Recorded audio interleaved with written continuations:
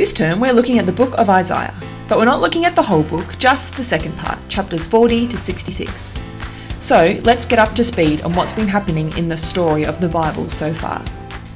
See, God made the world and everything in it. He made people to live with him as his friends, but pretty quickly people rejected God and wanted to be their own king.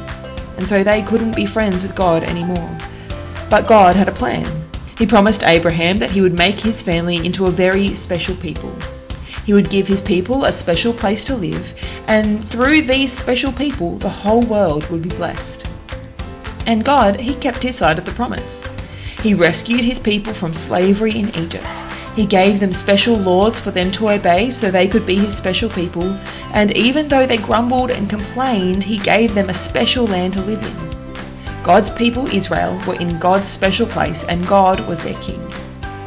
After they asked, God gave them human kings, and the best of them was King David. God promised David that someone in his family would be the king forever.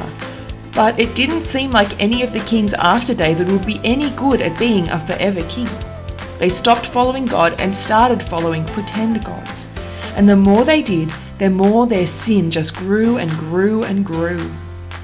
And that is when Isaiah shows up. Isaiah was a prophet, someone who delivered messages from God to God's people. And in the first part of Isaiah, the message from God was, "You are in trouble." See, all of that sin that grew and grew and grew in God's people, that had consequences.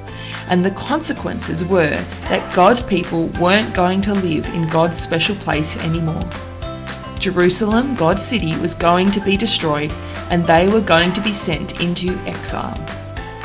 But just because God's people sin doesn't mean that God stops keeping his promises. And so, in the second part of Isaiah, we're going to see that God is still going to keep his promise to send a forever king. A king who would suffer and die instead of his people, so that God's people can live in God's forever city with him as their forever friend.